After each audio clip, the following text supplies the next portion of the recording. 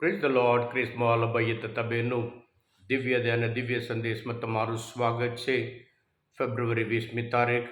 આ સંદેશ સાંભળવા તમારા સૌ માટે અને તમારા કુટુંબીજનો માટે વિશે પ્રાર્થના કરું છું. તમારા બાઇબલ લઈ લો, ઈશ્વરના વચન સાંભળીએ.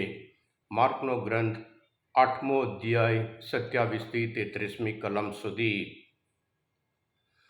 ઈસુ તેમના શિષ્યો કેસરિયા ફિલિપી તરફના ગામોમાં જવા નીકળ્યા. રસ્તામાં ઈસુએ શિષ્યોને પૂછ્યું, હું કોણ છું? એ વિશે લોકો શું કહે છે? તેઓએ કહ્યું, કેટલાક કહે છે કે સ્નાનકર્તા યોહાન, કેટલાક કહે છે કે એલિયા, તો વળી કેટલાક કહે છે કે કોઈ પૈગંબર. પણ તમે શું કહો છો, હું કોણ છું? ઈસુએ પૂછ્યું. ત્યારે પિતર જવાબ આપ્યો, આપ તો ખ્રિસ્ત છો. પછી તેમણે શિષ્યોને સખત તાકીદ કરી કે મારે વિશે આ વાત કોઈને કહેશો નહીં. પછી તેઓ તેમને સમજાવવા લાગ્યા કે માનવ પુત્રને પુષ્કળ દુઃખો વેઠવા જોઈએ. પ્રજાના આગેવાનો, મુખ્ય પુરોહિતો અને શાસ્ત્રીઓને હાથે તેનો અસ્વીકાર થવો જોઈએ. તેને વધેરાઈ જવાનું છે અને ત્રીજે દિવસે પાછા સજીવન થવાનું છે. અને તેઓ સ્પષ્ટ શબ્દોમાં આ બધું કહેતા હતા. ત્યાં પિતર તેમને બાજુએ લઈ જઈને ઠપકો આપવા લાગ્યો. પણ ઈસુએ પાછા ફરીને શિષ્યો તરફ જોઈને પિતરને ઠપકો આપતા કહ્યું, દૂર હટ શેતાન, તું દુનિયાદારની દૃષ્ટિએ જુએ છે, ઈશ્વરની દૃષ્ટિએ જોતો નથી. આ પ્રભુની વાણી છે, તે આપણો આધાર છે. ખ્રિસ્તમાં લભાયતા બહેનો, પ્રભુ ઈસુ અને એમની શિષ્ય સેસરિયા ફિલિપ તરફ જાય છે. અને પ્રભુ પોતે પૂછે છે, જેવી રીતે શિક્ષક જે શીખવાડ્યું હોય પોતાના વિદ્યાર્થી સમજ્યા કે નહીં, અને એવી જ રીતે પ્રભુ ઈસુ પણ આત્મનિરીક્ષણ કરે છે કે મારા વિશે લોકો શું સમજ્યા છે અને આ શિષ્ય શું સમજ્યા છે, એમ કરીને પરીક્ષા કરે છે, જાણવા માગે છે. જેવી રીતે એક્ઝિટ પોલ કહેવાય છે, ઇલેક્શન પહેલાં જ થાય છે, અને આ શિષ્ય શું સમજ્યા છે એમ જાણવા માગે છે. અને ત્યારે શિષ્ય લોકો વિશે જે વાત કરે છે, અલગ અલગ વાત કરે છે કે આપના વિશે કોઈ પૈગંબર અને એલિયા એમ સ્નાન કરે એમ કરીને કહે છે. પણ છેલ્લે પિતર પોતાના જે શ્રદ્ધા નિવેદન કરે છે, આપ તો ખ્રિસ્ત છો.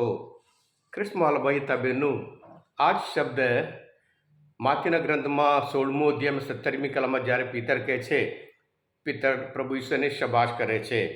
યોના પુત્ર સિમોન, તું બડભાગી છે, કારણ કોઈ માણસે નહીં પણ મારા પિતાએ તને આ સત્ય જણાવ્યું છે એમ કરીને અને એમને મોટી જવાબદારી પણ આપે છે.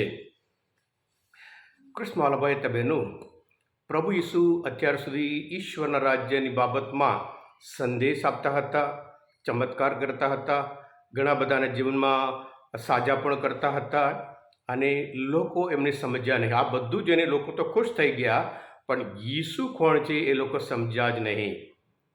એટલે પ્રભુ ઈસુ પૂછે છે, હવે આ વાત હું ખ્રિસ્ત છું એમ કોઈને કહેશો નહીં. કારણ ખ્રિસ્ત એટલે દુઃખ વેઠવાનું છે, મરણ થવાનું છે, પુનરુત્થાન પામવાનું છે.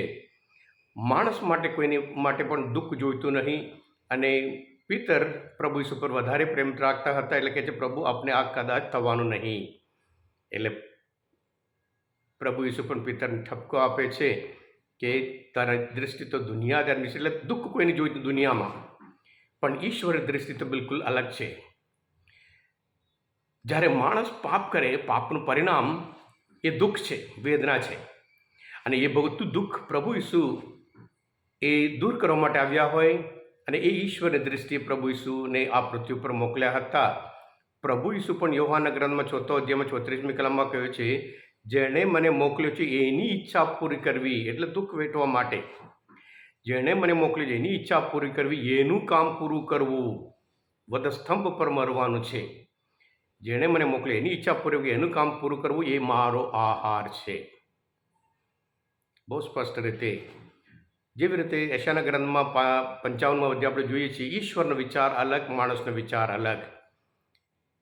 હા કૃષ્ણ લભાયતા બહેનો, પ્રભુ ઈસુ હવે પછી અલગ રીતે શીખવાડે છે. પ્રભુ ઈસુ જે હેતુ માટે આવ્યા હતા એ બાબતમાં વધારે ધ્યાન આપે છે. આપણા વિશે લોકો જે સમજે છે અને આપણે પોતે આપણા વિશે સમજીએ છીએ અલગ અલગ હોય છે. એટલે પ્રભુ ઈસુને લાગે છે પ્રભુ ઈસુ વિશે એ લોકો બરાબર સમજ્યા નહીં. હવે સ્પષ્ટતા કરવા માટે સંદેશ આપ્યો, ચમત્કાર કર્યો, અત્યાર સુધી ઓકે, પણ હવે પછી જે હેતુ માટે આવ્યા, મરવા માટે, માનવજાતની મુક્તિ માટે, એના ઉપર વધારે ધ્યાન આપે છે. હા કૃષ્ણવાલા ભાઈ બહેનો, અપેક્ષા, જ્યારે અપેક્ષા પ્રમાણે બધું ચાલે આપણે ખુશ થઈએ છીએ. અપેક્ષા પ્રમાણે ન થાય ત્યારે બહુ અફસોસ થઈએ છીએ. યહૂદી લોકો પ્રભુ ઈસુને રિજેક્ટ કરવાનું, સંપૂર્ણ રીતે અસ્વીકાર કરવાનું એક જ હેતુ, પ્રભુ ઈસુ કે એમની ઈચ્છા પ્રમાણે રહ્યા નહીં. એમને લાગ્યું મસીહા એટલે મહાશક્તિશાળી, સામર્થ્ય, દાઉદ રાજા કરતાં પણ મહાન છે, એવી રીતે આવવાનું અને પછી એ દુનિયા પર શાસન કરવાનું અને આ બધા ઇઝરાયેલ લોકો પણ શાસન કરશે. મને એમની માણસોનો વિચાર અપેક્ષા છે, પણ એમની અપેક્ષા પ્રમાણે રહ્યા નહીં અને એના લીધે એ લોકો સંપૂર્ણ પ્રભુ ઈસુને અસ્વીકાર કર્યો. સાથે સાથે કૃષ્ણવાલા ભાઈ હતા બહેનો, પ્રભુ ઈસુના શિષ્ય થવું એટલે પણ એ પ્રભુ પોતે કહે છે માતીના ગ્રંથમાં 16મો અધ્યાયમાં 24મી કલમમાં કે પ્રભુ ઈસુના શિષ્ય થવું એટલે પ્રભુ ઈસુને અનુસરવું જોઈએ. એટલે આજના શાસ્ત્ર પાઠ મનનચિંતન કરતાં આપણે પણ પ્રભુ ઈસુને સંપૂર્ણ રીતે મનનચિંતન કરીએ, અનુસરીએ, અનુકરણ કરીએ.